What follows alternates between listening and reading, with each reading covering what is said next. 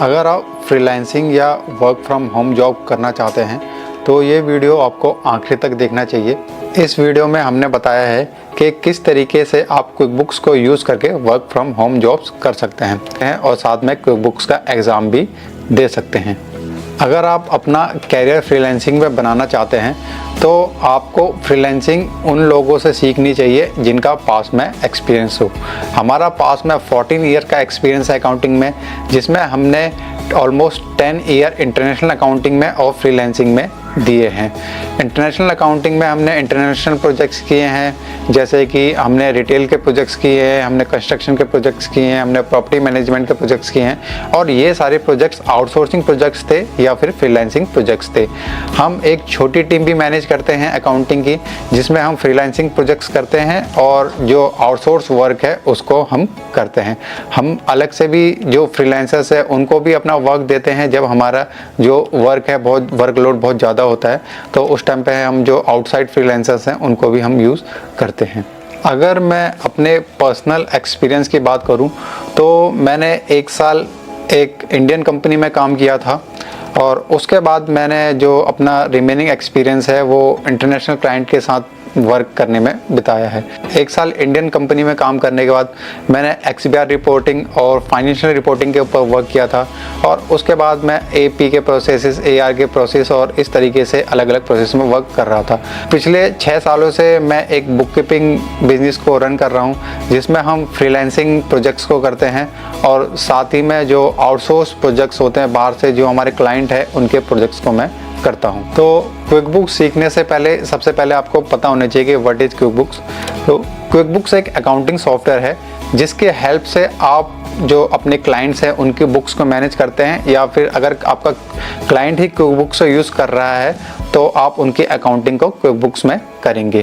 क्विकबुक्स के almost 5 million user हैं जो क्विकबुक्स ऑनलाइन को यूज़ करते हैं और 3 मिलियन यूज़र हैं क्विकबुक्स डेस्कटॉप को यूज़ करते हैं। तो ऑलमोस्ट जो क्विकबुक्स के यूज़र हैं वो 8 मिलियन यूज़र हैं।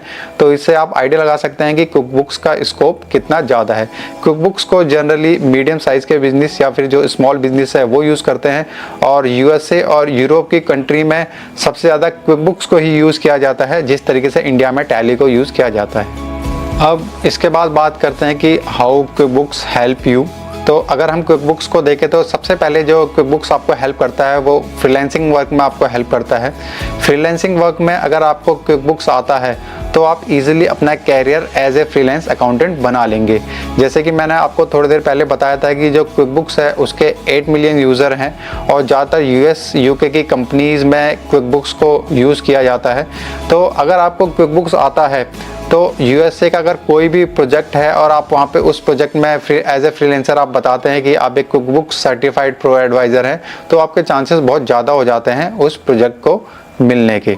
अगर हम कंट्री वाइज डिवाइड करें कि कौन सी कंपनी कितना परसेंटेज वर्क को डिस्ट्रीब्यूट करती है या फिर आउटसोर्स करती है, तो सबसे ज़्यादा अगर हम देखें तो जो USA है वो सबसे ज़्यादा अपना वर्क आउटसोर्स करता है। USA अपने जो फ्रीलांसिंग प्रोजेक्ट के अगर हम इंडस्ट्री की बात करें तो उसमें 60% जो वर्क है वो USA का होता है।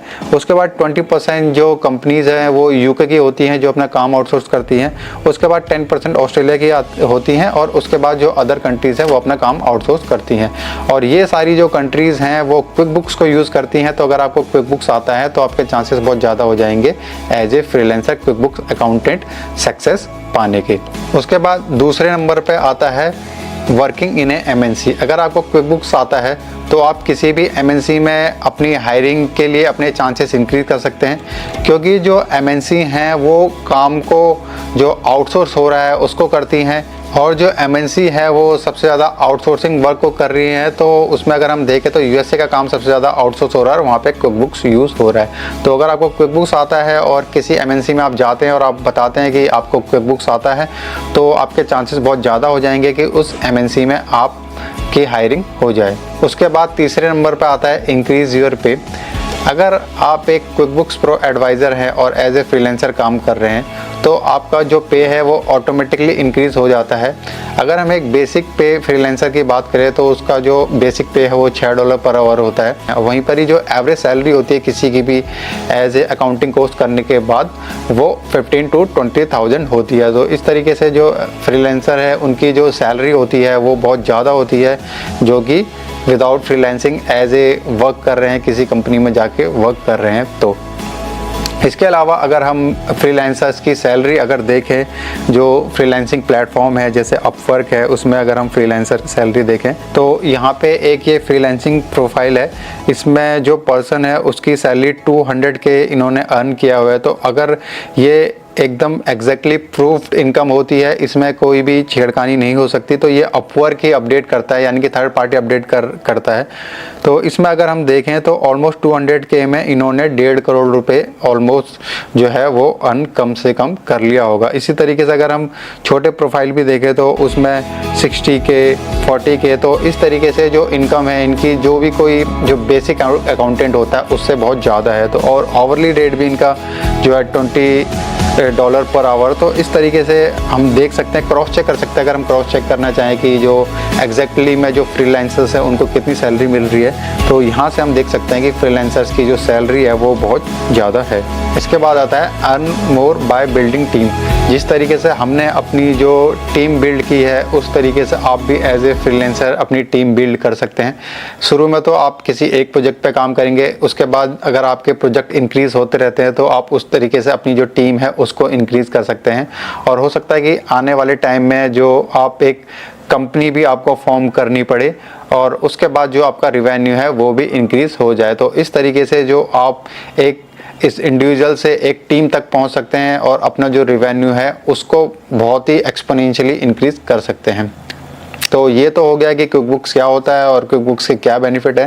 तो चलिए शुरू करते हैं क्विकबुक्स की बेसिक क्लास कि क्विकबुक्स में किस तरीके से वर्क किया जाता है।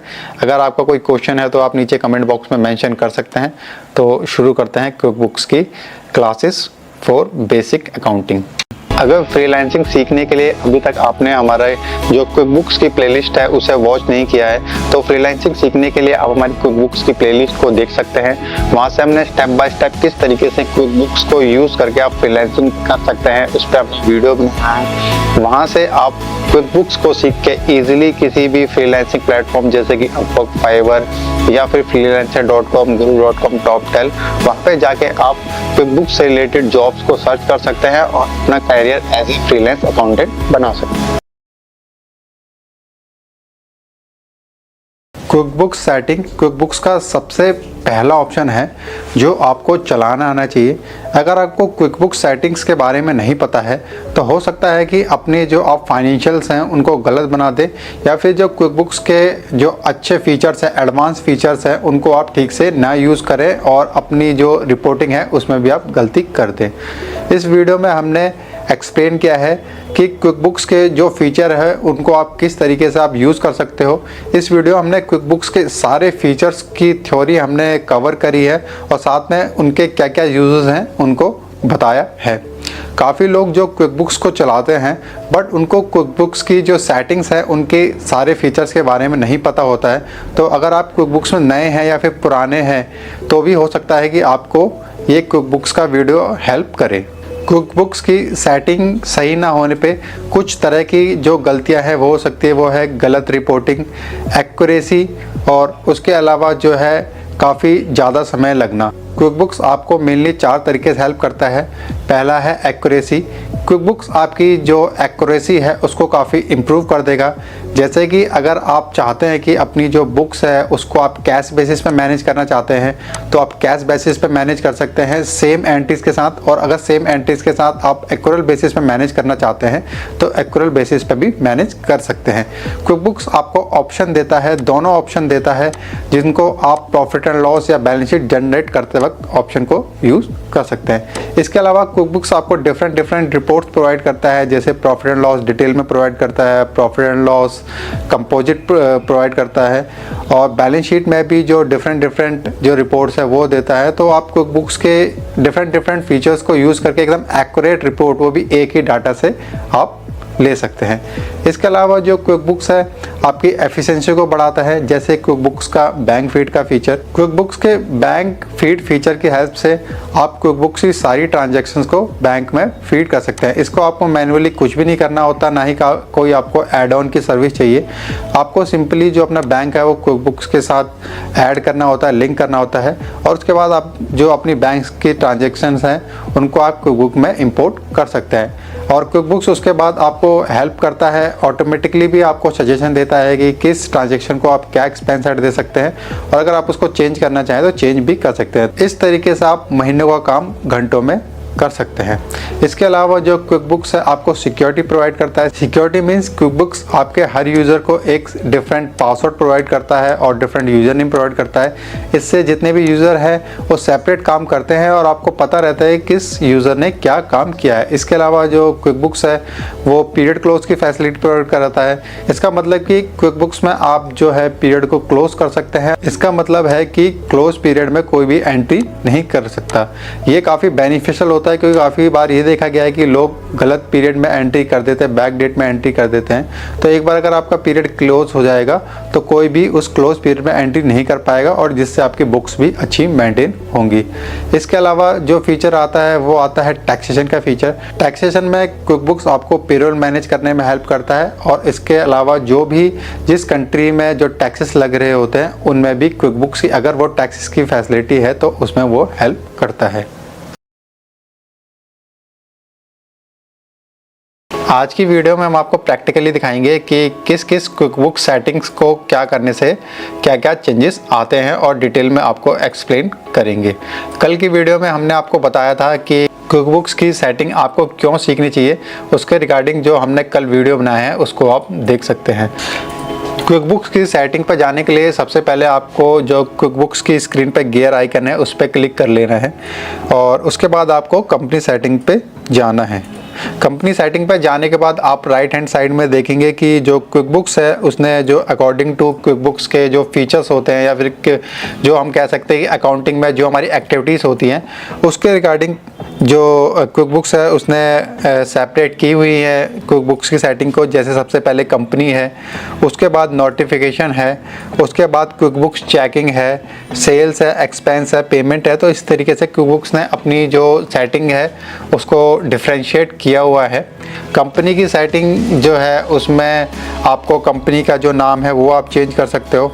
उसके अलावा कंपनी की सेटिंग में आप जो कंपनी का एड्रेस है वो चेंज कर सकते हो, और उसके अलावा जो अपना टैक्स आइडेंटिफिकेशन नंबर है वो इसमें डाल सकते हो। उसके बाद नोटिफिकेशन आता है। नोटिफिकेशन में आप जो नोटिफिकेशन से रिगार्डिंग जो चीज़ें होती है वो सारी चीज़ें आप रख सकते हो। उसके बाद क्विक बुक्स चेकिंग अकाउंट है, ये क्विक बुक्स का नया फीचर है। और उसके बाद सेल्स है, जो सेल्स से रिलेटेड जो एक्टिविटीज़ होती है उसकी सेटिंग्स इसमें दी हुई है। उसके बाद एक्सपेंस है, एक्सपेंस से रिलेटेड जो एक्टिविटीज़ होती है वो दी हुई है, और उसी तरीके से पेमेंट टाइम है, और सबसे आखिरी में एडवांस है। तो अब सबसे पहले जो कंपनी है उसमें हम देख लेते हैं कि किस किस तरीके के हम क्विक बुक्स की कंपनी की सेटिंग में चेंजेस हम कर सकते हैं। तो सबसे पहले नंबर पे जो आता है वो कंपनी का नेम है। आप जो क्विक बुक्स है उसमें कंपनी का अगर आपको नेम चेंज करना है तो आप यहाँ से क्विक बुक्स में कंपनी का नेम चेंज कर सकते हैं, और कंपनी का जो लोगो है वो भी चेंज कर सकते हैं। जब आप यहाँ कंपनी का जो नाम है, जो भी नाम आप रखेंगे, और जब आप सेल्स इनवॉइस भेजेंगे तो इसी नाम से कस्टमर को सेल्स इनवॉइस जाएंगे, और यह जो लोगो यहाँ पे आपको दिख रहा है यही लोगो आपको अपने जो सेल्स इनवॉइस है उसमें दिखेगा, और कस्टमर को भी यही सेल्स इनवॉइस दिखेगा। इसके बाद जो दूसरे नंबर पर आता है कॉन्टैक्ट इन्फो।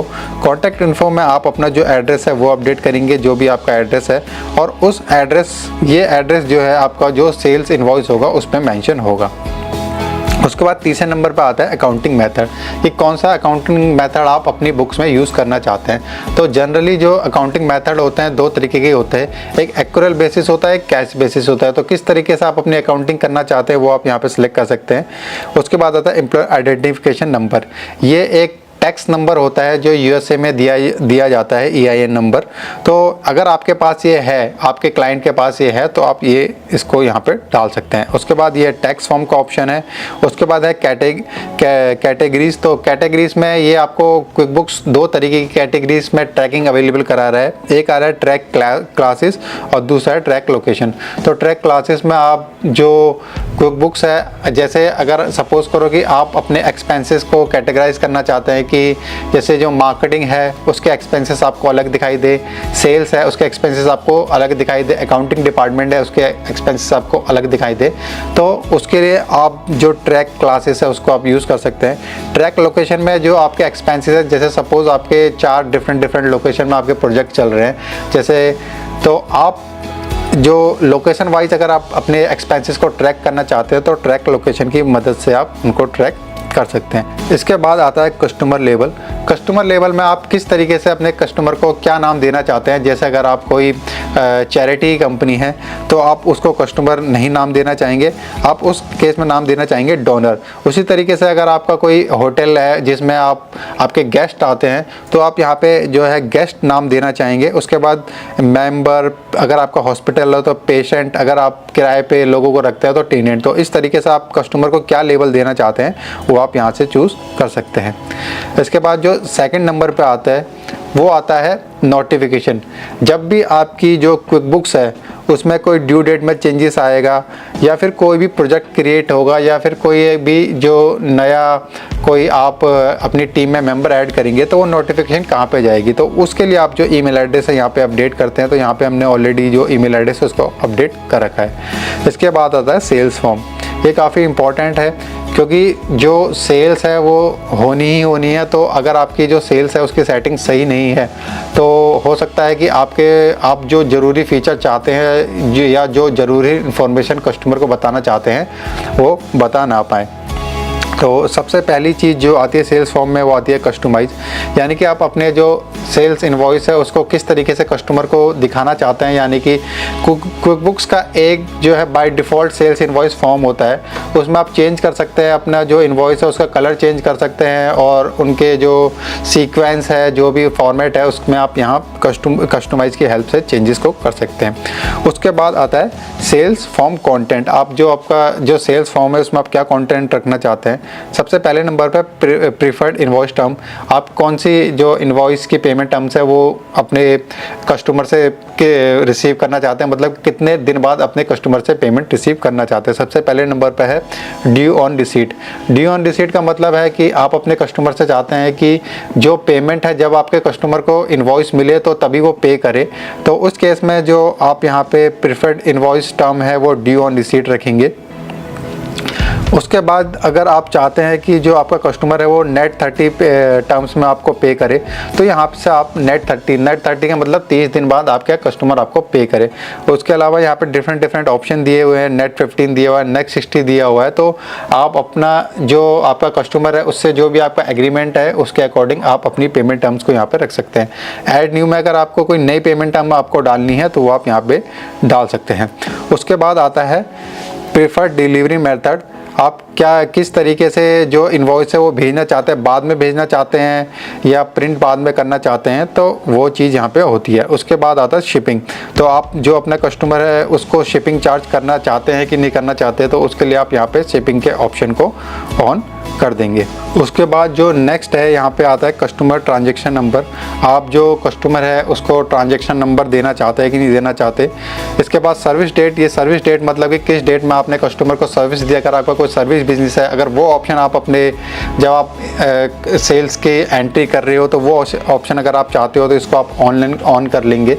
इस ऑप्शन की हेल्प से जब भी आपने अपने कस्टमर को सर्विस दी होगी वो डेट अगर आप मेंशन कर देंगे तो आपको क्लैरिटी रहेगी और आपके कस्टमर को भी पता होगा कि कब उसने सर्विस दी है। क्योंकि सर्विस के केस में होता ये है कि जनरली सर्विस जो होती है आपका कस्टमर आपसे ले लेगा और इनवॉइस जो है अगर मान लो 1 महीने तक वो सर्विस चली तो उसके बाद ही आपको वो आप इनवॉइस भेजने वाले हो, तो उस केस में आपके लिए काफ़ी हेल्पफुल रहेगा। उसके बाद अगर आप डिस्काउंट का जो ऑप्शन चाहते हो, आप अपने कस्टमर को डिस्काउंट देना चाहते हो तो यहाँ पे डिस्काउंट को भी ऑन कर सकते हो। डिपॉजिट को ऑन कर सकते हो। अगर आप अपने कस्टमर से पहले एडवांस में कुछ डिपॉजिट लेना चाहते हो तो ये फीचर आप ऑन कर सकते हो। अगर आप कोई टिप्स अपने कस्टमर से लेना चाहते हो, टिप लेना चाहते हो, तो उसके लिए आप एक्सेप्ट टिप्स को ऑन कर सकते हो। टैग्स को आप ऑन कर सकते हो। टैग्स का फीचर भी काफ़ी हेल्पफुल रहता है। टैग्स के फीचर की हेल्प से आप जो है अपनी जो सेल्स इनवॉइस है अपने अकॉर्डिंग उन सेल्स इनवॉइस के ट्रांजैक्शन को कैटेगराइज कर सकते हो। तो ये सारे फीचर आपको मिलेंगे अगर आप इनको ऑन कर लेते हो अपने सेल्स इनवॉइस में। इन फीचर के हेल्प से होगा ये कि आपको मैन्युअली ऐड नहीं करने पड़ेंगे ये फीचर, और उसके बाद आप जो आपका जो काम होगा वो भी स्पीड अप हो जाएगा। जैसे डिस्काउंट है तो डिस्काउंट आप नहीं चाहोगे कि आप जो मैन्युअली जब सेल्स इनवॉइस एंटर करो तो मैन्युअली उसके क्विक बुक्स में एंट्री करो। तो अगर पहले से आपने इसको इनेबल कर लिया है तो डिस्काउंट का ऑप्शन आपको दिख जाएगा, और आप इसको यूज़ ना करें ये आपके ऊपर है। सेल्स फॉर्म की सेटिंग के बाद जो दूसरे नंबर पे जो सेटिंग आती है वो आती है इनवॉइस पेमेंट की, कि आप जो इनवॉइस पेमेंट है उसमें कोई इंस्ट्रक्शन देना चाहते हैं कि नहीं देना चाहते। अगर आप पेमेंट इंस्ट्रक्शन में आप कुछ लिखना चाहते हैं तो यहाँ पे आप इंस्ट्रक्शन को लिख सकते हैं। उसके बाद आते हैं प्रोडक्ट एंड सर्विस। तो प्रोडक्ट एंड सर्विस में ये होता है कि आप अपना जो प्रोडक्ट और सर्विस जो सेल्स फॉर्म में आपके आइटम होगा उसमें आप क्या क्या इन्फॉर्मेशन देना चाहते हैं और किस तरीके से आप काम करना चाहते हैं। तो सबसे पहले नंबर पे जो फीचर है वो है show product service column on cells form. तो जो प्रोडक्ट सर्विस है वो अगर आप अपने सेल्स फॉर्म में दिखाना चाहते हैं तो इसको आप ऑन कर लेंगे। उसके बाद यहाँ पे जो दूसरे नंबर पर आता है track quantity and price rate. अगर आप जो अपनी क्वांटिटी और प्राइस रेट को आप उसको ट्रैक करना चाहते हैं तो आप इसको ऑन कर लेंगे। अगर आप जो क्वांटिटी इन हैंड है इन्वेंट्री की उसको आप ट्रैक करना चाहते हैं तो यहाँ पे आप इसको ऑन कर लेंगे। उसके बाद ये आता है रेवेन्यू रिकग्निशन का। रेवेन्यू रिकग्निशन का मतलब होता है कि कब आप अपना जो रेवेन्यू है उसको रिकग्नाइज करना चाहते हैं। तो अगर आप चाहते हैं कि जो आपका रेवेन्यू है वो 1 महीने बाद रिकग्नाइज हो तो आप इस फीचर को ऑन कर लेंगे। तो इसके बाद है लेट फ़ी। आप अगर अपने इनवॉइस में लेट फ़ी शो कराना चाहते हैं तो आप इस फीचर को ऑन कर लेंगे। तो अगर ये फीचर आप ऑन कर लेते हैं तो इसमें after you turn on late fee you can customise setting for individual customer. तो यहाँ पे ये बता रहा है कि आप जो लेट फ़ी है उसको ऑन करने के बाद कस्टमाइज़, अगर आप ये लेट फीचर के ऑप्शन को ऑन कर लेते हैं तो आप जो कस्टमाइज़ कर सकते हैं इंडिविजुअल के लिए और कस्टमर के लिए अलग अलग लेट फ़ी को लगा सकते हैं। उसके बाद आता है प्रोग्रेस इन्वॉइसिंग। प्रोग्रेस इन्वॉइसिंग काफ़ी अच्छा फीचर है। प्रोग्रेस इन्वॉइसिंग में जनरली होता ये है कि आपने कोई एक एस्टिमेट क्रिएट कर लिया है, आप उस एस्टिमेट पे कितने इन्वॉइसेस जनरेट करना चाहते हैं। अगर आप मल्टीपल इन्वॉइस जनरेट करना चाहते हैं एक एस्टिमेट पे तो आप यहाँ पे क्रिएट मल्टीपल पार्सल इन्वॉइस इस फीचर को आप ऑन कर लेंगे, क्योंकि जनरली ऐसा होता है कि आपने कोई भी जो एक एस्टिमेट क्रिएट कर लिया कि इतना एस्टिमेट आप क्लाइंट को चार्ज करेंगे, लेकिन वो बहुत बड़ा अमाउंट होता है और क्लाइंट आपको एकदम से पूरा पे नहीं करने वाला। तो जैसे जैसे आप वर्क फिनिश करते हैं उसके अकॉर्डिंग आप इन्वॉइसेस देना चाहते हैं तो उस केस में ये फीचर आपको काफ़ी हेल्प करेगा। उसके बाद है मैसेज।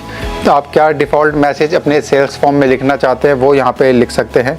अगर आप कोई रिमाइंडर डालना चाहते हैं तो आप यहाँ पे जो रिमाइंडर है इसको ऑन कर लेंगे और यहाँ पे ऑटोमेटिक जो इनवॉइस रिमाइंडर है वो चला जाएगा आपके कस्टमर को।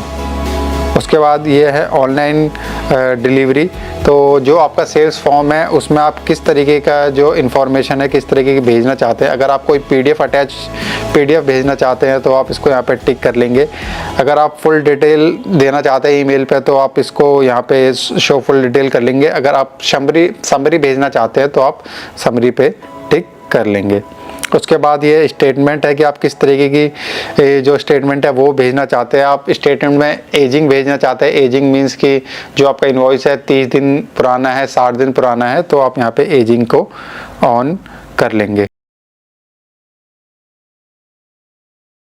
तो इससे पिछली वीडियो में हमने आपको बताया था कि क्विकबुक्स में कंपनी सेटिंग से सेल्स इनवॉइस की सेटिंग को आप किस तरीके से यूज़ कर सकते हैं।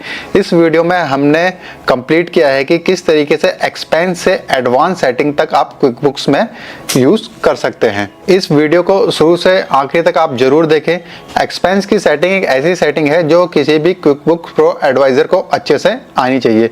तो शुरू करते हैं आज का वीडियो क्विकबुक्स सेटिंग्स पार्ट 2, जिसमें हम आपको बताएंगे बताएंगे कि एक्सपेंस की सेटिंग से लेके एडवांस की सेटिंग्स के फीचर को क्विकबुक्स में किस तरीके से यूज़ करते हैं। तो यहाँ पे हम देख लेते हैं कि एक्सपेंस की सेटिंग में जो सबसे पहला जो ऑप्शन है वो बिल एंड एक्सपेंस को रिलेटेड सेटिंग के बारे में बताया गया है।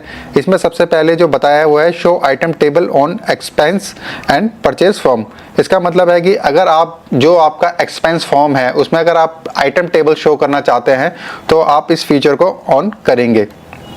आइटम टेबल का मतलब होता है कि जब आप किसी एक्सपेंस की एंट्री करें तो उस टाइम अगर आप चाहते हैं कि आपने किसी टेलीफोन के नाम से या फिर कोई भी ऐसा आइटम आपने क्रिएट किया हुआ है उसके नाम से आप एक्सपेंस की एंट्री पोस्ट करना चाहते हैं तो आप इसको ऑन करेंगे। इसके बाद जो नेक्स्ट ऑप्शन है वो है show tag field on expense and purchase form. अगर आप टैग फील्ड शो करना चाहते हैं एक्सपेंस और परचेज फॉर्म में तो आप इसको ऑन करेंगे। टैग फील्ड काफ़ी ज़रूरी होता है अगर आप एक्सपेंसेस को या फिर किसी भी परचेस इनवॉइस को या फिर कोई भी एंट्री को आप टैग करना चाहते हैं किसी ऐसे कैटेगराइजेशन में जिसका ऑप्शन आपको क्विकबुक्स नहीं दे रहा है। जैसे कि सपोज करो कि आपका जो एक टेलीफोन का कनेक्शन है वो वोडाफोन से भी है, आइडिया से भी है और किसी अदर जो टेलीकॉम प्रोवाइडर है उससे भी है। तो आप चाहते हैं कि जब आप टेलीफोन के जो इनवॉइसेस हैं या फिर जो एक्सपेंसेस हैं उनको आप एक साथ देखना चाहते हैं तो आप एक टेलीफोन का टैग दे देंगे उन सब एंट्रीज में जो भी आप जो वोडाफोन या आइडिया जिसकी भी एंट्री कर रहे होंगे। तो उस टैग की हेल्प से आप उन सारे एक्सपेंसेस को और इनवॉइसेस को एक साथ आप देख पाएंगे। उसके बाद आता है track expense and item by customer. ये काफ़ी हेल्पफुल फीचर होता है क्योंकि अगर आप किसी कस्टमर का काम कर रहे हैं और आप चाहते हैं कि ये जनरली जो यूज़ होता है ये कॉन्ट्रैक्ट बेसिस पे अगर आप किसी कस्टमर का काम कर रहे हैं तो तब काफ़ी हेल्पफुल होता है। उसमें होता है जनरली ये है कि जो आपका कस्टमर है उसके लिए आप एक्सपेंस करते हैं, उसके लिए आप लेबर चार्ज करते हैं। तो अगर आप अपने जब एक्सपेंस पोस्ट कर रहे हैं उसी समय पे अगर आप जो कस्टमर को कैटेगराइज कर देंगे तो उससे होगा ये कि आपको पता होगा कि उस पर्टिकुलर कस्टमर के लिए आपने कितना एक्सपेंस किया है और जब आप इन्वॉइसिंग करेंगे तो उन सारे एक्सपेंसेस में आपका जो भी आपका प्रॉफिट मार्जिन होगा वो ऐड करके आप कस्टमर को चार्ज कर सकते हैं। इसके बाद जो अगला फीचर आता है वो आता है make expense and item billable. ये भी काफ़ी अच्छा फीचर होता है। इसमें इसको यूज़ करके जब अगर आप इसको ऑन कर लेते हैं तो अगर आइटम बिलेबल है तो आप उसको जब कस्टमर को इनवॉइस जनरेट कर रहे हैं तो वो आपको ऑटोमेटिकली शो हो जाएगा कि ये आइटम एक्सपेंस बिलेबल है, आप इसको बिल कीजिए। इसके बाद आता है डिफ़ॉल्ट बिल पेमेंट टर्म, यानी कि जो आपका जो वेंडर है उसको आप कौन सी पेमेंट टर्म में आप पे करना चाहते हो। तो यहाँ पे जो बाय डिफ़ॉल्ट है वो ड्यू ऑन रिसीट है। इसके अलावा अगर आप चेंज करना चाहें तो इसको आप चेंज भी कर सकते हैं। जो पेमेंट टर्म है यहाँ पे जो पेमेंट टर्म है यहाँ पे आपको नेट 15, नेट 30, नेट 60 इस तरीके की पेमेंट आपको मिलेगी कितने दिन बाद जो आपका जो इन्वॉइस है उसको आप पे करना चाहते हो। अगर आप बाय डिफ़ॉल्ट कोई सेट करना चाहते हैं तो यहाँ से सेट कर सकते हैं। अदरवाइज़ जब हमें कोई इन्वॉइस मिलता है तो उसके ऊपर जो हमारा जो भी वेंडर है वो पेमेंट टर्म्स को लिखता है तो आप उन पेमेंट टर्म्स के हिसाब से ही जो है अपना इनवॉइस एंटर करते हैं और उसको पे करते हैं। उसके बाद जो अगली इसमें चीज़ है वो है परचेस ऑर्डर। अगर आप परचेस ऑर्डर यूज़ करना चाहते हैं तो उसके लिए आपको यहाँ पे परचेस ऑर्डर को ऑन करना पड़ेगा। परचेस ऑर्डर को हम तब यूज़ करते हैं जब हम अपनी जो अकाउंटिंग है या फिर जो भी अपनी परचेसेस है उनको जब हम सिस्टमेटिकली करते हैं तब हम जो है परचेस ऑर्डर को यूज़ करते हैं। यानी कि हम किसी भी जो हमारा वेंडर है उसको हम परचेस ऑर्डर देंगे। परचेस ऑर्डर देने के बाद जो हमारा वेंडर है हमें सामान भेजेगा और उसके बाद हम जो हमें सामान आया उसको हम क्रॉस चेक करेंगे कि वो परचेस ऑर्डर के अकॉर्डिंग है कि नहीं और उसकी प्रोडक्ट की क्वालिटी ठीक है कि नहीं। उसके बाद जो हमारा वेंडर होगा हमको इनवॉइस भेजेगा। तो अगर आप चाहते हैं कि परचेस ऑर्डर के थ्रू काम हो तो उसके लिए आप जो परचेस ऑर्डर के फीचर को ऑन कर सकते हैं। उसके बाद जो अगला फीचर है क्विकबुक्स की सेटिंग में वो है मैसेज का default email message sent with purchase order. जो भी आप परचेस ऑर्डर अपने वेंडर को भेजेंगे उसमें आप क्या डिफ़ॉल्ट मैसेज लिखना चाहते हैं वो आप इसमें लिख सकते हैं। जैसे कि आप अगर पहले से चाहते हैं कि अपने कस्टमर को बताना कि आपकी पेमेंट टर्म्स क्या है वो आप इसमें जो मैसेज में लिख सकते हैं, या कोई भी आप जो मैसेज है वो अपना इसमें परचेस ऑर्डर में अगर डिफ़ॉल्ट चाहे तो यहाँ से उसको रख सकते हैं। उसके बाद अगला ऑप्शन है पेमेंट का कि आप जो क्विक बुक्स है उससे पेमेंट अगर आप चाहे तो ऑनलाइन किस तरीके से आप रिसीव करना चाहते हैं, तो यहाँ पे जो आप अपना जो बैंक है उसको सेटअप कर सकते हैं।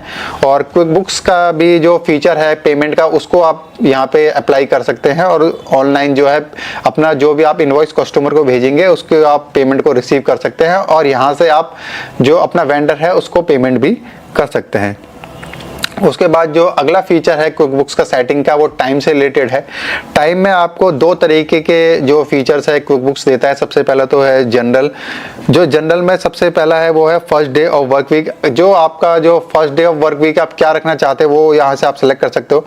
जैसे कि आप जो first day of work week है अगर आप मंडे रखना चाहते हैं कि आपका जो पहला दिन होगा काम करने का वो मंडे होगा, तो आप यहाँ पे मंडे सेलेक्ट कर सकते हैं। जो भी आप डेट चाहे वहाँ पे सेलेक्ट कर सकते हैं। उसके बाद जो है टाइम शीट से रिलेटेड है कि शो सर्विस फील्ड।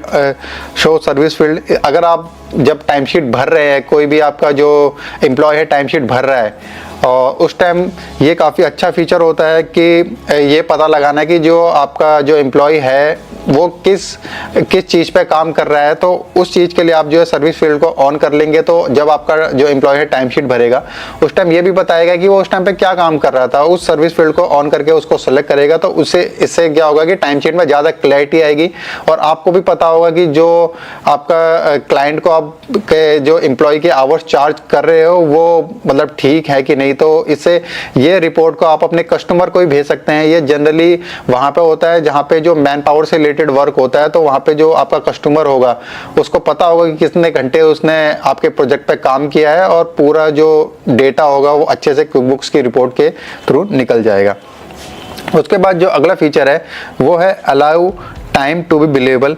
इसमें जो आप टाइम शीट भरते हो इसमें आप बिलेबल टाइम शीट भी यूज़ कर सकते हो। बिलेबल इन द सेंस कि अगर आप बिलेबल फीचर को ऑन कर देते हो तो उसके बाद जो भी आपके एम्प्लॉय ने काम किया होगा उसको आप किसी कस्टमर को भी चार्ज कर सकते हो। तो इससे जो है एक जो गैप होता है कि अगर मान लो आप जो अपने कस्टमर है उसको आवरली बेसिस पे चार्ज कर रहे हो तो आपको मैन्युअली कुछ नहीं करना। जो टाइम शीट एम्प्लॉय ने भरी है उसके बेसिस पे ही आप जो एम्प्लॉय है कस्टमर है उसको टाइम ये आवर्स को चार्ज कर लेंगे और उसमें जो अपना प्रॉफिट मार्जिन है उसको ऐड कर लेंगे। उसके बाद जो सबसे आखिरी फीचर है इसका क्विक बुक्स का, और ये सबसे जो इम्पोर्टेंट फीचर है एडवांस, और इसको सही से इसकी सेटिंग करना बहुत इंपॉर्टेंट है क्योंकि अगर आपने इसमें एडवांस फीचर में गलती अगर कर दी तो एक तो आपकी रिपोर्ट्स गलत लिख लेंगे और ऊपर से ये भी हो सकता है कि आप क्विक बुक्स को अच्छे से यूज़ ना कर पाए। तो क्विक बुक्स को छोड़ने की एक ये भी वजह हो सकती है। हो सकता है कि आपको लगे कि क्विक बुक्स उसका कोई यूज़ ही नहीं है अगर आपने जो एडवांस फीचर है उसको इसकी सेटिंग ठीक से नहीं की। तो सबसे पहला तो जो हमारी अकाउंटिंग से रिलेटेड जो चीज़ें हैं वो उसकी सेटिंग आती है first month of fiscal year. तो आप जो अपना पहला मंथ है कौन सा रखना चाहते हैं फिस्कल ईयर का। जैसे इंडिया में जो जनरली जो फर्स्ट मंथ होता है वो अप्रैल होता है, लेकिन अगर वहीं पर जब हम यूएसए की अकाउंटिंग करते हैं तो जो फर्स्ट मंथ होता है वो जनवरी होता है। तो ये बहुत अच्छे से आपको जो फर्स्ट मंथ आप कौन सा सेलेक्ट कर रहे हैं वो सही करना आपको ज़रूरी है, क्योंकि अगर आपने सही सेलेक्ट नहीं किया तो आप जो अकाउंटिंग है और जो टैक्सेशन और जो भी आपकी टैक्स कैलकुलेशन है उसको आप रॉन्ग कर सकते हैं। उसके बाद जो दूसरे नंबर पे आता है वो आता है first month of income tax year. Income tax year आप कौन सा रखना चाहते हो। यहाँ पे जो क्विक बुक्स है वो आपको फीचर देता है सेम एज फिस्कल ईयर। तो जनरली होता यही है कि सेम एज फिस्कल ईयर, लेकिन अगर आप इसको चेंज करना चाहें तो चेंज भी कर सकते हैं। उसके बाद जो आता है वो आता है अकाउंटिंग मेथड। तो ये जो अकाउंटिंग मेथड है जब हमने जो सबसे पहली कंपनी की सेटिंग करी थी वहाँ पर भी ये ऑप्शन था और यहाँ पर भी ये ऑप्शन है। तो अकाउंटिंग मेथड में आपको दो मेथड मिलते हैं, एक एक्यूरल बेसिस पे, एक कैश बेसिस पे। तो आप अपने किस हिसाब से अपने जो फाइनेंशियल बना रहे हो उस पर डिपेंड करता है कि आप कौन सा मेथड चूज़ करेंगे। अगर आप जो है जो अपने एक्सपेंस को तभी शो करना चाहते हैं जिस टाइम वो एक्सपेंस हो रहे हैं, मीन्स कि जब आपको इनवॉइस मिला है तो आप जो है एक्यूरल बेसिस पे अकाउंटिंग करेंगे। और अगर आप चाहते हैं कि जब आपके जो आपके पास से कैश जा रहा है उस टाइम पे आप अकाउंटिंग करना चाहते हैं एक्सपेंस की, तो उस टाइम पे आप कैश बेसिस अकाउंटिंग करेंगे। तो आपको जो बेसिक कॉन्सेप्ट होता है एक्यूरल बेसिस अकाउंटिंग और कैश बेसिस अकाउंटिंग वो क्या होती है वो आपको पता होना चाहिए। उसके बाद ही आप इस फीचर को देखें कि आपको कौन सा फीचर इसमें से यूज़ करना है। क्लोज द बुक, ये बहुत अच्छा फीचर है क्लोज द बुक। ज़्यादातर जो लोग हैं वो प्रीवियस डेट में एंट्रीज कर देते हैं। सपोज करो कि जैसे जो ये ईयर चल रहा है 2024 चल रहा है, तो लोग कभी कभी ऐसा होता है कि ये नहीं देखते कि वो कौन से साल में एंट्री कर रहे हैं, तो हो सकता है कि वो 2023 में भी एंट्री कर दे, जो कि 2023 की हमारी बुक्स जो हो सकता है कि क्लोज हो गई हो, या 2022 की हमारी बुक्स क्लोज हो गई हो, वहाँ पे वो एंट्री कर दे। तो अगर बुक्स को आप क्लोज कर देते हो तो कोई भी एम्प्लॉय आपका एंट्री नहीं कर सकता क्लोज बुक में, जब तक कि उसे पासवर्ड ना पता हो। तो क्विक बुक्स आपको पासवर्ड की फैसिलिटी प्रोवाइड करता है कि जब आप उस पासवर्ड को एंटर करेंगे तभी आप जो क्लोज पीरियड है उसमें एंट्री कर पाएंगे। उसके बाद जो अगला फीचर है वो चार्ट ऑफ अकाउंट से रिलेटेड है कि चार्ट ऑफ अकाउंट में आप किस तरीके की चेंजेस चाहते हो। सबसे पहला तो है इनेबल अकाउंट नंबर। ये बहुत अच्छा फीचर है। इसकी हेल्प से आप किसी भी चार्ट ऑफ अकाउंट को ढूंढ सकते हो और किसी को बता भी सकते हो कि आपका जो चार्ट ऑफ अकाउंट है वो उसका नंबरिंग क्या है, क्योंकि जब आपके पास नंबरिंग होती है तो आप नंबर वाइज किसी को बता सकते हो कि आप जो है 1043 या 1045 ये नंबर पे आप जाके इस अकाउंट में, आप चार्ट ऑफ अकाउंट में आप एंट्री कर लीजिए। क्योंकि अगर नंबरिंग नहीं होती, क्योंकि कितनी बार ऐसा होता है कि नाम से जो है, नाम में अगर थोड़ी भी स्पेलिंग गलत हो गई, आगे पीछे हो गई, तो आप जो चार्ट ऑफ अकाउंट है उसे ढूंढ नहीं पाएंगे। वहीं पर ही जो नंबरिंग है, नंबरिंग में अगर चार्ट ऑफ अकाउंट है तो उनको फाइंड आउट करना ज़्यादा ईजी होता है। उसके बाद आता है शिपिंग अकाउंट। आपका जो आपने परचेस इनवॉइस किया हुआ है या सेल्स इनवॉइस किया है, उसमें जो शिपिंग है उसको आप कहाँ पे शो करना चाहते हैं, उसका एक्सपेंस हेड आप अगर कोई बाय डिफ़ॉल्ट एक्सपेंस हेड रखना चाहते हैं तो वो आप यहाँ से सेलेक्ट करेंगे। उसके बाद जो है वो डिस्काउंट का ऑप्शन है कि आपने अगर अपने इनवॉइस में कोई डिस्काउंट दिया है या डिस्काउंट लिया है तो बाय डिफ़ॉल्ट अगर आप उसको कोई एक्सपेंस हेड देना चाहते हैं तो वो एक्सपेंस हेड आप यहाँ से दे सकते हैं। उसी तरीके टिप्स का भी होता है। टिप्स में अगर आप कोई बाय डिफ़ॉल्ट एक्सपेंस हेड देना चाहें तो एक्सपेंस हेड दे सकते हैं। बाय डिफ़ॉल्ट एक्सपेंस हेड देने का फ़ायदा ये होता है कि आपको अगर वो एंट्री आप यूज़ कर रहे हो, जैसे शिपिंग की या डिस्काउंट का ऑप्शन आप यूज़ कर रहे हो, तो आपको एक्सपेंस हेड सेलेक्ट करने की ज़रूरत नहीं है। बाय डिफ़ॉल्ट वो आपका सेलेक्ट हो जाएगा और आपको हेल्प करेगा, और आपका जो इनवॉइस प्रोसेसिंग है वो भी आपकी स्पीड में हो जाएगी। उसके बाद आता है ऑटोमेशन का फीचर। एडवांस फीचर में ये भी आपका जो स्पीड है वो उसको इंक्रीज कर देगा। जैसे इसमें जो सबसे पहला ऑप्शन है वो prefill forms with previously entered content. अगर आप चाहते हो कि जैसे सपोज करो मैंने कोई टेलीफोन का इनवॉइस एंटर किया हुआ है, तो आप चाहते हो कि जो एंट्री है वो सेम एक्सपेंस हेड में जा रही है, अमाउंट भी सेम है, सिर्फ जो है वो डेट डिफरेंट हो रही है, तो इस केस में आप ये प्री फिल्ड जो ऑप्शन है ये यूज़ कर सकते हो। इसमें जो आपको क्विक बुक्स है ऑलरेडी आपके डेटा को फिल्ड कर देगा, तो जहाँ पे आपको जो एक दो चेंजेस करने हैं उसको आप चेंज करके उसको आप एक्सेप्ट कर सकते हो। उसके बाद आता है ऑटोमेटिकली अप्लाई क्रेडिट। जैसे कि आपने किसी जो आपका जो कस्टमर है उसको आपको कोई क्रेडिट दिया है, तो उसको अगर आप यहाँ पे ऑन कर लेंगे तो ये ऑटोमेटिकली जो क्विक बुक्स है उस क्रेडिट को अप्लाई कर लेगा। उसके बाद है automatically invoice unbilled activity. Unbilled activity means कि कोई भी ऐसी एक्टिविटी जो बिल नहीं हुई है उसको अगर आप चाहते हैं कि ऑटोमेटिकली वो बिल हो जाए किसी कस्टमर को, तो ये फीचर आप ऑन कर लेंगे। इसके बाद आता है ऑटोमेटिकली अप्लाई बिल पेमेंट। अगर आपको किसी कस्टमर से पेमेंट रिसीव हुई है, तो अगर आप कोई पर्टिकुलर जो सेल्स इनवॉइस है उसको अगर आप सेलेक्ट नहीं करेंगे और इस फीचर को आप ऑन कर लेंगे तो क्विक बुक्स आपके लिए ऑटोमेटिकली पेमेंट को अप्लाई कर देगा। उसके बाद अगला जो फीचर है उसके बाद आता है प्रोजेक्ट का। ये बहुत यूज़फुल जो ऑप्शन है क्विक बुक्स में, क्योंकि जब भी हम बाहर की अकाउंटिंग करते हैं तो वहाँ पे जो मोस्टली देखी गई है वो प्रोजेक्ट वाइज अकाउंटिंग देखी गई है, और जो ज़्यादातर जो काम होता है आउटसोर्स होता है वो प्रॉपर्टी से रिलेटेड जो एक्टिविटीज़ है उनमें ज़्यादा काम आउटसोर्स होता है। तो प्रॉपर्टी से रिलेटेड एक्टिविटी होती है, रेंटल इनकम होती है, तो वहाँ पर आपको जो प्रोजेक्ट वाइज अकाउंटिंग करनी होती है। तो अगर आपको प्रोजेक्ट वाइज अकाउंटिंग अगर आपको नहीं आती है तो बहुत कम चांसेस आपके हो जाते हैं कि आप कोई बाहर की अकाउंटिंग कर पाए। तो यहाँ पे जो फीचर है उसका आपको प्रोजेक्ट जो क्विक बुक्स का फीचर है आपको हेल्प करता है प्रोजेक्ट वाइज अकाउंटिंग, यानी कि आपको कोई पर्टिकुलर प्रोजेक्ट दिया हुआ है तो उस प्रोजेक्ट में आपका कितना एक्सपेंस हुआ है, क्या परचेस ऑर्डर आपने रेज किया हुआ है और कितनी पेमेंट आपने रिसीव की है, तो वो सारी चीज़ें आप यहाँ से आप इसको ऑन करने के बाद ट्रैक कर पाएंगे। उसके बाद आता है करेंसी। करेंसी में आपको सबसे पहले जो आपको करना होता है, अपनी होम करेंसी आपको उसमें सेट करनी होती है कि आप किस चीज़ में आपकी जो कहाँ आपका बिजनेस चल रहा है और किस चीज़ में आप जो ज़्यादातर जो डील करने वाले हो, तो ये होम करेंसी का फीचर होता है। उसके बाद आता है मल्टी करेंसी। अगर आप 2-3 करेंसी में डील कर रहे हो, आप यूएसडी में भी डील कर रहे हो, आप यूरो में भी डील कर रहे हो, तो आप ये मल्टी करेंसी के फीचर को ऑन कर लेंगे। उसके बाद ये बिजनेस नेटवर्क का फीचर है, ये भी काफ़ी अच्छा फीचर है फ्रीलांसर्स के लिए या फिर वो लोग जो अपने बिजनेस को ग्रो करना चाह रहे हैं, अकाउंटिंग के बिजनेस को ग्रो करना चाह रहे हैं। अगर आप इसको ऑन कर लेते हैं तो जो अदर जो क्विकबुक्स प्लेटफॉर्म पे जितने जो यूज़र है वो आपको रीच आउट कर पाएंगे अगर उन पे काम है, तो इससे आपके चांसेस हो जाते हैं काम के और ज़्यादा मिलने के। उसके बाद आता है अदर प्रेफरेंस। अदर प्रेफरेंस में जो सबसे पहला है वो है डेट फॉर्मेट। डेट फॉर्मेट आप किस तरीके का डेट फॉर्मेट चाहते हो क्विकबुक्स में वो आप सेलेक्ट कर सकते हो। जैसे मंथ डेट ईयर है, डेट मंथ ईयर है, तो इस तरीके से जो डिफरेंट है वो आप अपने जो यूज़ के हिसाब से यूज़ कर सकते हो। जैसे यूएसए है, वहाँ पे चलता है मंथ डेट ईयर और इंडिया में चलता है डेट मंथ ईयर। तो जैसे आप अपनी बुक्स को मैनेज करना चाहें वैसे आप बुक्स को मैनेज कर सकते हो। उसके बाद आता है नंबर फॉर्मेटिंग। किस तरीके की नंबर फॉर्मेटिंग आप रखना चाहते हो यहाँ पे, तो वो आप रख सकते हो।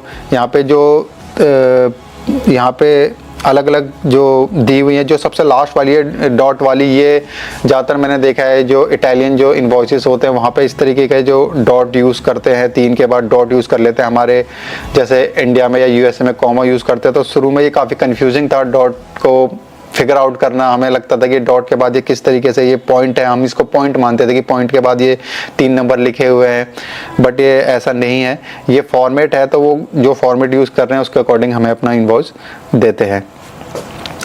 उसके बाद आता है warn if duplicate check number is used. अगर डुप्लीकेट चेक नंबर यूज़ हो रहा है तो ये आपको वार्निंग दे देगा। ये काफ़ी अच्छा फीचर है, आपको हेल्प करेगा कि आप कोई भी जो डुप्लीकेट चेक नंबर है उसको न एंटर करें। उसके बाद है warn me when I enter a bill number that's already been use for that vendor. तो अगर आपको ये फीचर ऑन कर लेते हैं तो आपके वार्निंग देगा कि ऑलरेडी ये बिल नंबर यूज़ हो चुका है, इसको आप यूज़ ना करें। उसके बाद फीचर है warn if duplicate journal number is use. अगर डुप्लीकेट जनरल नंबर यूज़ कर रहे हो तो ये आपको वार्निंग दे देगा। उसके बाद है sign me out if inactive हो। तो ये काफ़ी अच्छा फीचर है। आप कब चाहते हैं कि आपका जो सिस्टम है वो इनएक्टिव हो जाए क्विकबुक्स, जैसे कि जनरली ऐसा होता है हम काम कर रहे होते हैं, काम करते करते हम जो है कहीं पे चले गए, कहीं कॉफ़ी पीने चले गए या फिर कोई भी दूसरा काम करने चले गए, तो आपके जो सिस्टम है वो पूरा खुला हुआ है, आपका क्विकबुक्स पूरा खुला हुआ है, उस पर कोई दूसरा एंट्री ना कर पाए, तो उसके लिए आप यहाँ पे टाइमिंग दे सकते हैं। तो उतने टाइम बाद वो इनएक्टिव हो जाएगा, तो कोई दूसरा जना कोई भी आके आपकी बुक्स में छेड़छाड़ नहीं कर सकता है।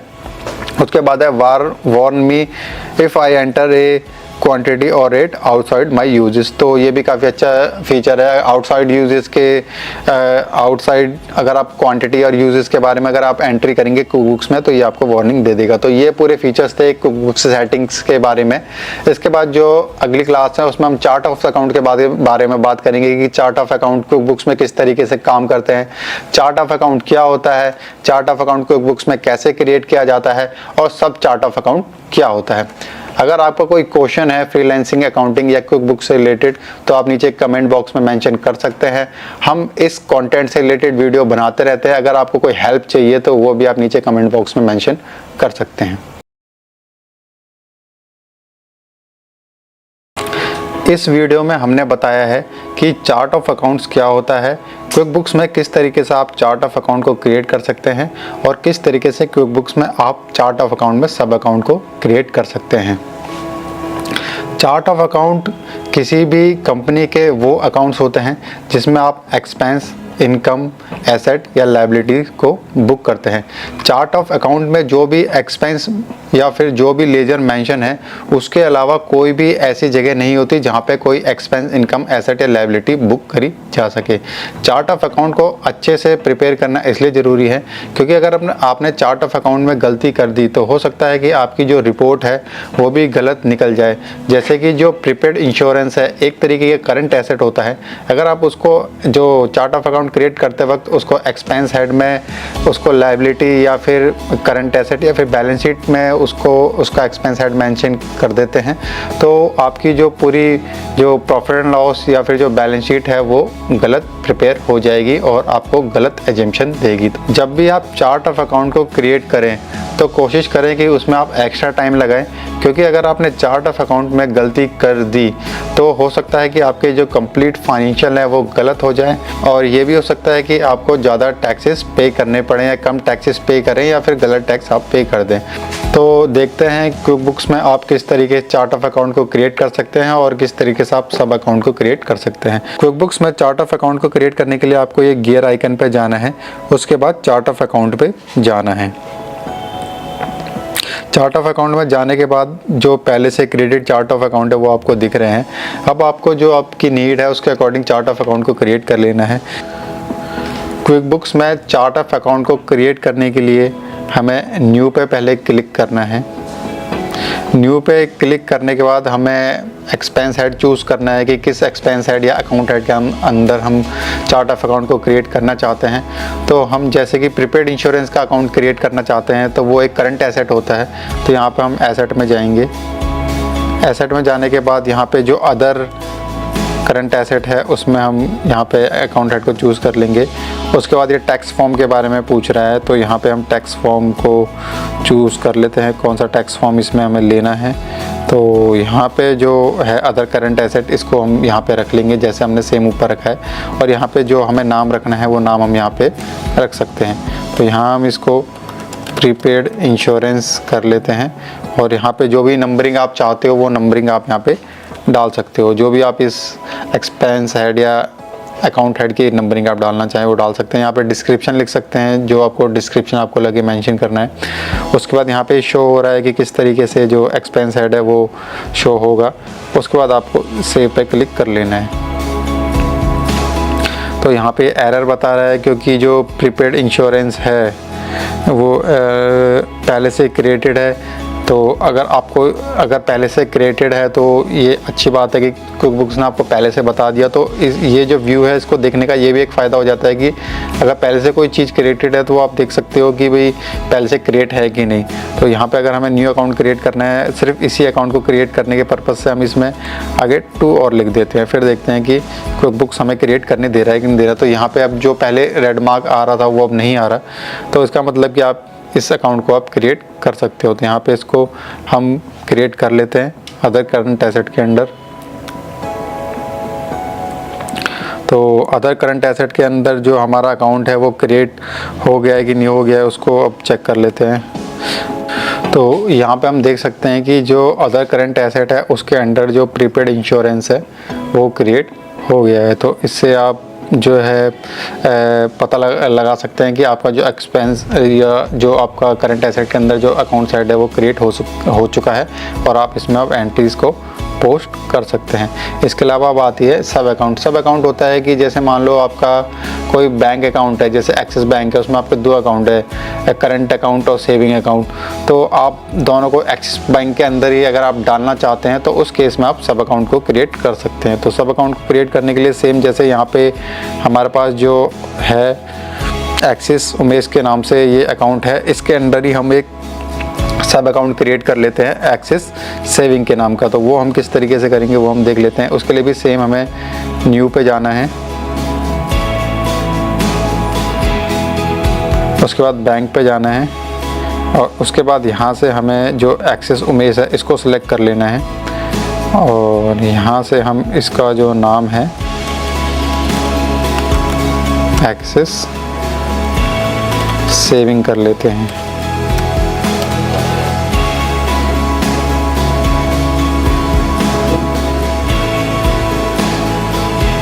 तो यहाँ पर जो अब अकाउंट है वो क्रिएट हो चुका है एक्सिस सेविंग के नाम से। तो इसका फ़ायदा ये होगा कि अगर जो भी ट्रांजैक्शन आप एक्सिस सेविंग अकाउंट में करेंगे वो भी जो आपका मेन अकाउंट है उसमें जुड़ के आपको शो होंगी।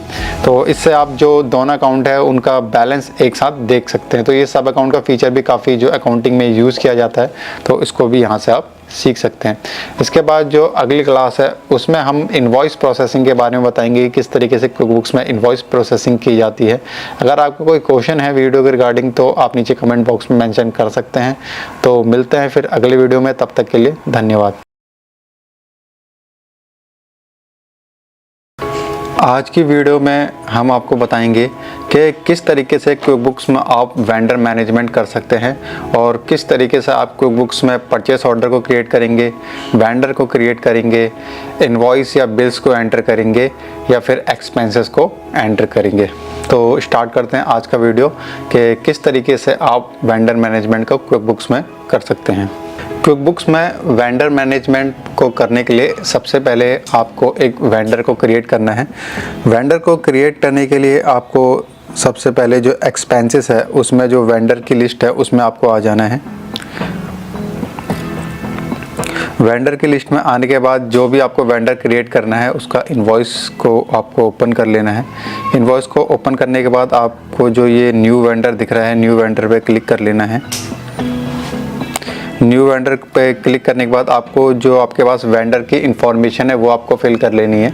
यहाँ पे हम जो बेसिक वेंडर की इंफॉर्मेशन होती है, जैसे वेंडर का नाम है और वेंडर का एड्रेस है, वही हम फिल करेंगे, क्योंकि अगर हम ज़्यादा डिटेल वेंडर की फिल करेंगे तो उसमें काफ़ी ज़्यादा टाइम लग जाएगा और जो ये वीडियो है काफ़ी लंबा हो जाएगा। वेंडर के रिगार्डिंग की उसको क्रिएट करते वक्त आपको क्या क्या चीज़ें ध्यान रखनी है बिल्कुल डिटेल में, उसके लिए हम एक सेपरेट वीडियो बना देंगे। तो यहाँ पे जो हमारा वेंडर है उसका नाम है निमॉय कॉर्प। तो निमॉय कॉर्प यहाँ पे हम लिख लेते हैं। उसके बाद जो हमारे वेंडर का एड्रेस है वो हम एड्रेस यहाँ पे डाल लेते हैं। तो वेंडर का एड्रेस हमारा जो इनवॉइस है उसमें सबसे ऊपर दिया हुआ है।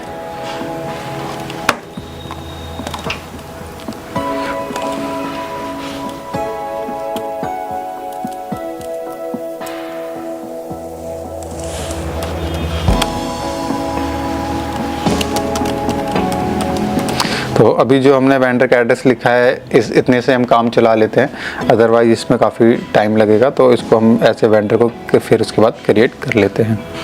वेंडर क्रिएट करने के बाद जो हमारा जो सेकंड स्टेप होता है वो होता है पीओ क्रिएट करने का।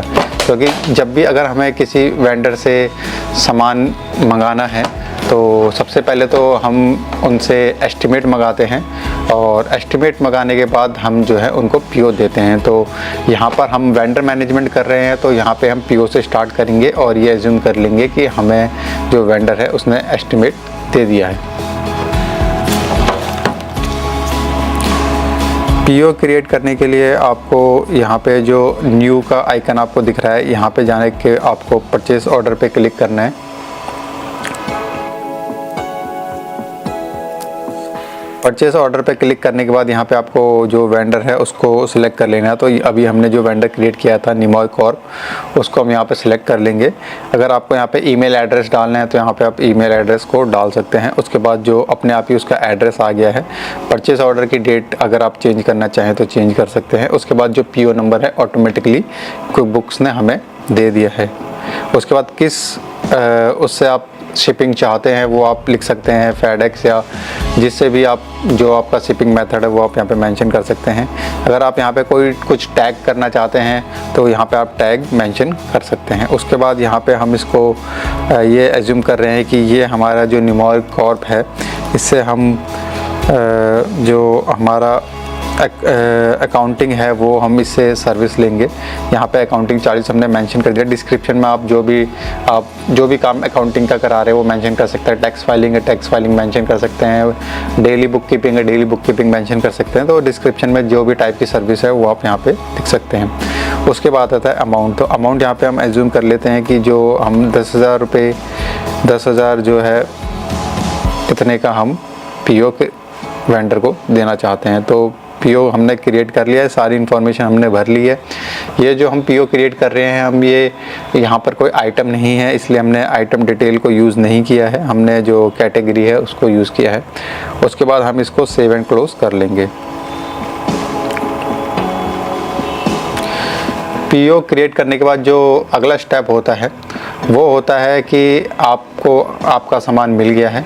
सामान मिलने के बाद आपको जो परचेस इनवॉइस है वो वेंडर से मिलता है, तो आपको जो आपका पीओ है उसके अगेंस्ट आपको इनवॉइसेस एंटर करना है।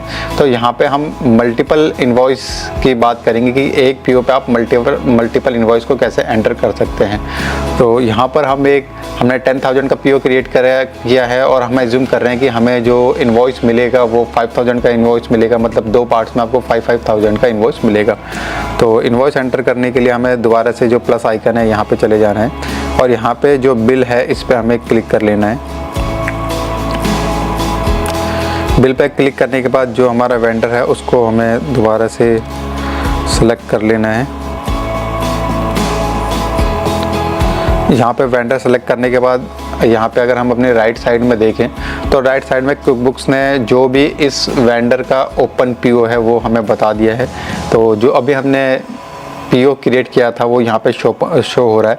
अगर हम यहाँ ओपन पे क्लिक करेंगे तो जो पीओ है वो ओपन हो जाएगा। अगर आपको पीओ में चेंजेस करने तो आप पीओ चेंज कर सकते हो, अदरवाइज़ पीओ आपका बिल्कुल ठीक है तो आप यहाँ पे ऐड कर देंगे। इसका एक फ़ायदा आपको ये होगा कि जो एंट्री है वो ऑटोमेटिकली आपकी क्यूबी में हो जाएगी। आपको ज़्यादा मतलब अमाउंट टाइप करने की या फिर जो एक्सपेंस हेड है वो सेलेक्ट करने की ज़रूरत नहीं पड़ेगी। तो ये आपकी जो अकाउंटिंग है उसको भी फास्ट करेगा।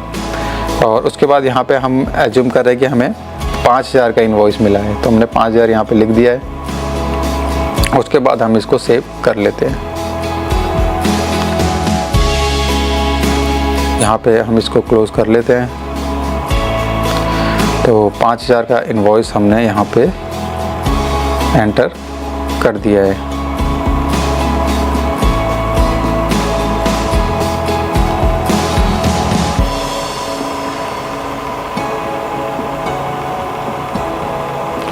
अब उसके बाद जो अगला स्टेप है, अब हमें कैसे पता लगेगा कि जो हमने अभी हमारा जो पीओ है वो ठीक से ट्रैकिंग कर रहा है कि नहीं कर रहा है। तो जब हम दूसरा इनवॉइस बिल एंटर करेंगे इसी वेंडर के लिए तो हमें ये डिटेल में बताएगा कि ऑलरेडी हमारे पास कितना बैलेंस बचा हुआ है और कितने के हमने इनवॉइसेस एंटर कर लिए हैं। तो यहाँ से हम दोबारा से इस पे प्लस आइकन पे क्लिक करते हैं और उसके बाद बिल पे चले जाते हैं। बिल पे जाने के बाद हमें वही जो वेंडर है हमारा उसको सेलेक्ट कर लेना है।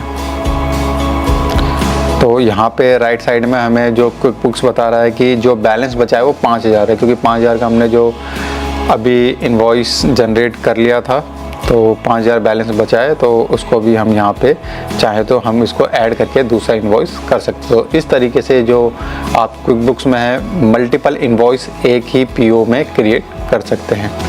अब आता है कि हमने जो इनवॉइस है उसको तो क्रिएट कर लिया है, बट अब हमें उस इनवॉइस को पे करना है। तो इनवॉइस को हम किस तरीके से पे कर सकते हैं, और साथ ही में अगर हमने पीओ क्रिएट किया हुआ है, अगर हम इनवॉइस की जगह अगर हम चाहें कि एज ए एक्सपेंस उसके अगेंस्ट अगर हम पोस्टिंग करना चाहें तो वो कैसे कर सकते हैं वो भी हम देखेंगे। तो सबसे पहले हम जो हमारा बिल है उसको पे कैसे कर सकते हैं वो देख लेते हैं। तो बिल को पे करने के लिए हमें दोबारा से जो न्यू है उस पर जाना है और उसके बाद पे बिल पे जाना है। सबसे पहली चीज़ जो आती है वो है कि हमें कौन से बैंक से हम अपने वेंडर को पे कर रहे हैं। तो बैंक यहाँ पे एकदम ठीक सेलेक्ट होना ज़रूरी है, अदरवाइज़ गलत बैंक में पेमेंट एंट्री हो जाएगी। तो यहाँ पे हमने सिलिकॉन वैली बैंक सेलेक्ट कर रखा है। कौन से दिन हम पे कर रहे हैं वो हमने सेलेक्ट कर रखा है। उसके बाद यहाँ पे हम नीचे देख लेते हैं कि जो हमारा इनवॉइस हमने एंटर किया था वो कहाँ पे है और उसको हम पे कर लेते हैं। तो निमोय कॉर्प सबसे लास्ट में है, यहाँ पे 5,000 उसको हमें पे करना है। तो अगर हम 5,000 में से भी अगर सिर्फ 2,500 ही अगर हम पे करते हैं तो क्विकबुक्स को बैलेंस दिखाना चाहिए 2,500 ड्यू। तो यहाँ पे हम चेक कर लेते हैं कि क्विकबुक्स सही से दिखा रहा है कि नहीं दिखा रहा। तो यहाँ पे अगर हम देखें तो यहाँ पे हमने 5,000 जैसे बैलेंस था और 2,500 हमने यहाँ पे एंटर किया है, तो 2,500 ये बैलेंस दिखा रहा है। इसका मतलब क्विकबुक्स बिल्कुल एक्यूरेटली आपको रिपोर्ट दे रहा है कि कितना बैलेंस आपको पे करना है और कितना आपने पे कर दिया है। तो यहाँ हम इसको पूरा पे कर लेते हैं 5,000 इस तरीके से, और यहाँ पे इसको ऐसे करके इसको हम सेव कर लेते हैं।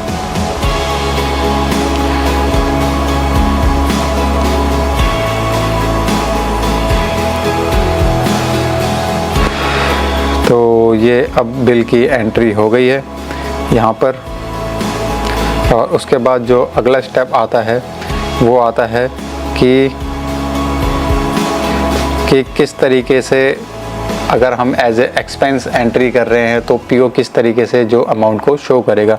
क्योंकि जनरली जब भी हम जो छोटे मोटे हमारे जो बिल्स होते हैं जैसे टेलीफोन वगैरह के होते हैं तो उनको हम एज ए एक्सपेंस ही पोस्ट करते हैं, ना कि पूरा जो उनका पहले बिल लेंगे और उसके बाद उसको पेमेंट करेंगे। तो अगर आप एज ए एक्सपेंस एंट्री कर रहे हैं तो किस तरीके से एंट्री करेंगे वो भी पीओ के अगेंस्ट वो हम देख लेते हैं। तो इसको हम ऐसे सेव कर लेते हैं और उसके बाद दोबारा हमें प्लस के आइकन पर जाना है, न्यू पे। और न्यू पे जाने के बाद हमें जाना है एक्सपेंस में। एक्सपेंस में एक चीज़ का और ध्यान रखना होता है कि जब हम बिल एंटर करते हैं तो हम इनवॉइस की जो पेमेंट है वो बाद में कर रहे हैं, लेकिन यहाँ पे हमें पहले ही जो बैंक अकाउंट सेलेक्ट कर लेना है कि किस बैंक से हम पे कर रहे हैं। तो यहाँ पे जो हम वेंडर है उसको सेलेक्ट कर लेते हैं दोबारा से। निमॉय कॉर्प हमने सेलेक्ट कर लिया है। अब कैसे हम पे कर रहे हैं, कैश पे कर रहे हैं, यहाँ पे इसको कैश कर लेते हैं। तो जैसे हमने निमॉय कॉर्प सेलेक्ट किया तो यहाँ पर ऑलरेडी आपका आ गया कि आपका जो निमॉय कॉर्प के लिए कौन सा आपका परचेस ऑर्डर ओपन है। तो यहाँ से आप इसको ऐड कर सकते हैं। तो यहाँ पे कौन से बैंक अकाउंट से पे हो रहा है वो आपने मेंशन कर दिया, डेट आपने मेंशन कर दी, कौन सा मेथड है वो आप यहाँ पे मेंशन कर सकते हो, कैश है, चेक है, कैश ही है। अगर कैश कर रहे हैं तो कैसे ही हम पे कर रहे हैं। तो यहाँ पे ऑटोमेटिकली यहाँ पे इंफॉर्मेशन आ गई है पीओ से और उसके बाद हम इसको सेव एंड क्लोज कर सकते हैं। तो इस तरीके से हमने जो हमारा पीओ है वो हमारा कंप्लीट हो गया है और एज ए इनवॉइस और एज ए एक्सपेंस दोनों तरीके से हमने क्विक बुक्स में एंट्री को पोस्ट करना सीख लिया है। इस वीडियो में हमने आपको बताया है कि किस तरीके से आप क्विक बुक्स में कस्टमर मैनेजमेंट कर सकते हैं, किस तरीके से आप क्विक बुक्स में कस्टमर को एक एस्टिमेट देंगे और उसके बाद किस तरीके से उस एस्टिमेट के बेसिस पे आप कस्टमर को अपना इनवॉइस देंगे और किस तरीके से आप पेमेंट को रिसीव करेंगे। और उसके बाद हमने आपको इस वीडियो में यही बताया कि किस तरीके से आप अपना बैंक रिकन्सिलिएशन कर सकते हैं और क्विक बुक्स किस तरीके से आपको बैंक रिकन्सिलिएशन में हेल्प करता है। तो शुरू करते हैं आज का वीडियो। सबसे पहले एस्टिमेट करने के लिए आपको न्यू पे जाना है। एस्टिमेट क्रिएट करने के लिए आपको उसके बाद एस्टिमेट पे जाना है। कस्टमर में जो नीचे एस्टिमेट दिया हुआ है यहाँ पर सबसे पहले जिस भी कस्टमर को आप एस्टिमेट देना चाहते हैं उसका आप नाम सेलेक्ट कर लेंगे। जैसे यहाँ पे अमेज़न है तो हम अमेज़न सेलेक्ट कर लेते हैं। उसके बाद आपके पास अगर ईमेल एड्रेस है कस्टमर का तो आप ईमेल एड्रेस डाल सकते हैं। एस्टिमेट डेट किस दिन आप एस्टिमेट क्रिएट कर रहे हैं वो डेट डाल सकते हैं। एक्सपायर डेट मतलब कि कब आपका ये एस्टिमेट एक्सपायर हो जाएगा अगर आपको इस एस्टिमेट के अगेंस्ट परचेस ऑर्डर नहीं मिला। ये जो फीचर है इसलिए भी हेल्पफुल होता है। हो सकता है कि जो आपकी प्राइसिंग है वो चेंज हो जाए जब आपको जो आपका कस्टमर है वो आपको ऑर्डर दे, तो आपको एक डेट बतानी पड़ती है कि इस डेट तक आपका जो एस्टिमेट है ये वैलिड रहेगा। अगर उसके बाद कस्टमर ऑर्डर करता है तो हो सकता है कि आपके प्राइसेस चेंज हो जाए। उसके बाद यहाँ पे प्रोडक्ट एंड सर्विस है तो हम यहाँ पे एज्यूम कर रहे हैं कि जो बुक कीपिंग की सर्विस हम देंगे। तो यहाँ से हम बुक कीपिंग को सेलेक्ट कर लेते हैं, अकाउंटिंग सर्विस। तो यहाँ पे हम जो है डेली बुक कीपिंग सर्विस इसको हम एस्टिमेट कर लेते हैं और यहाँ हम जो डेली बुक कीपिंग सर्विस है उसको हम यहाँ पे इसको इस तरीके से 1 लाख मेंशन कर देते हैं। और उसके बाद यहाँ पे हमने जो एस्टिमेट है उसकी सारी इन्फॉर्मेशन यहाँ पे भर ली है। उसके बाद हम इसको सेव एंड क्लोज कर लेते हैं। अब हमारा एस्टिमेट क्रिएट हो चुका है। उसके बाद अगर कस्टमर को हमारा जो एस्टिमेट है वो सही लगे और उसके बाद वो हमारी सर्विस लेना चाहे तो उसके बाद वो हमारी सर्विस ले सकता है। और जब हमने कस्टमर को अपनी सर्विस दे दी है उसके बाद हम कस्टमर को अपना इनवॉइस चार्ज करेंगे। तो एस्टिमेट के अगेंस्ट इनवॉइस चार्ज करने के लिए आपको फिर से न्यू पे जाना है। न्यू पे जाने के बाद आपको इनवॉइस पे क्लिक करना है। इनवॉइस पे क्लिक करने के बाद यहाँ पे आपको जो भी आपका कस्टमर है उसको नाम रखना है। जैसे अमेज़न का हमने एस्टिमेट के रेट किया था तो यहाँ पे हमने अमेज़न का नाम ले लिया। अब यहाँ से अमेज़न का जब हमने इनवॉइस ऐड कर रहे हैं तो जैसे पीओ में हुआ था सेम टू सेम यहाँ पर भी राइट हैंड साइड में हमें जो उसकी इन्फॉर्मेशन दिख रही है।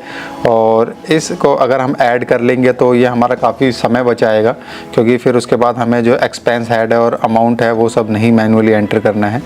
तो सारी इन्फॉर्मेशन आ गई है, उसको एक बार क्रॉस चेक कर लेना है और उसके बाद सेव एंड क्लोज कर लेना है। तो हमने यहाँ पे जो कस्टमर है उसका जो इनवॉइस है वो भी जनरेट कर लिया है। अब हमें जो हमारा कस्टमर है उससे पेमेंट रिसीव करनी है। उसके लिए फिर से हमें न्यू पे जाना है। न्यू पे जाने के बाद हमें रिसीव पेमेंट पे जाना है। रिसीव पेमेंट करने के बाद यहाँ पे हमें जो हमारा कस्टमर है उसको सिलेक्ट करना है। तो यहाँ हमने कस्टमर को सिलेक्ट कर लिया है। कस्टमर को सिलेक्ट करने के बाद जो हमारे इनवॉइसेस ड्यू हैं वो नीचे लिस्ट में शो हो जाएंगे। तो जो अभी हमने इनवॉइस क्रिएट किया था वो नीचे शो हो रहा है लिस्ट में, तो इसको हमें टिक कर लेना है और उसके बाद हम इसको टिक करने के बाद सेव एंड क्लोज कर लेंगे। तो यहाँ पे हमने जो कस्टमर है उससे पेमेंट भी रिसीव कर लिया। तो इस तरीके से ये पूरा प्रोसेस होता है किसी भी कस्टमर से पेमेंट रिसीव करने का और उसको एस्टिमेट देने का और इनवॉइस देने का।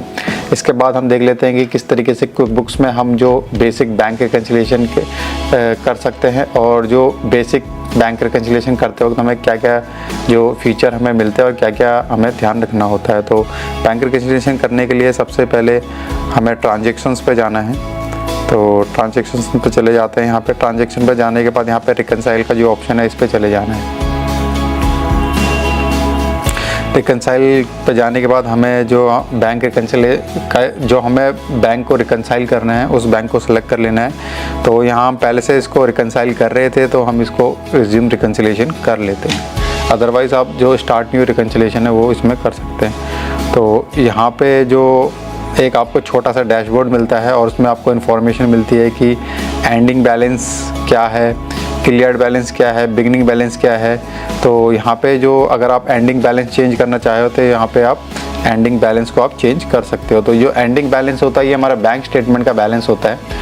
और जो क्विकबुक्स है काफ़ी अच्छा फीचर हमें ये देता है कि जब तक आपका जो एंडिंग बैलेंस है वो मैच नहीं करेगा तो यहाँ पे इसको फिनिश के लिए यहाँ पे नहीं आएगा। आप जो बैंक रिकन्सिलिएशन है उसे आप कंप्लीट नहीं कर सकते। तो यहाँ पे क्योंकि डिफरेंस दिखा रहा है क्विकबुक्स 59 का, तो हमें जो एंट्री जो डिफरेंस वाली जो एंट्री है उसको हमें देखना है। जैसे यहाँ पे 59 है, जैसे ही हम इस पर टिक करेंगे तो यहाँ पर जो राइट साइड में क्विकबुक्स है बैंक रिकन्सिलिएशन को कंप्लीट करने के बारे में बता देगा। तो यहाँ हमने इस पर जैसे ही 59 पे किया तो यहाँ आप डिफरेंस 0 हो गया और आप इसको आप फिनिश नाउ कर सकते हैं। तो इस तरीके से आप देख सकते हैं कि जो क्विकबुक्स है वो आपको बैंक रिकन्सिलिएशन में कितनी हेल्प कर रहा है। मीन्स कि आप जो है गलत बैंक रिकन्सिलिएशन कर ही नहीं सकते हो जब तक आपका बैंक का बैलेंस मैच नहीं करेगा। और ये आपको सिस्टम वाइज बताता रहता है कि आपका जो बैंक है उसमें कितना डिफरेंस आ रहा है। तो बैंक रिकन्सिलिएशन की जो ऑलमोस्ट काफ़ी प्रॉब्लम है वो इससे सॉल्व हो जाती हैं। तो इस तरीके से आप जो क्विकबुक्स है उसमें बैंक रिकन्सिलिएशन को कर सकते हैं।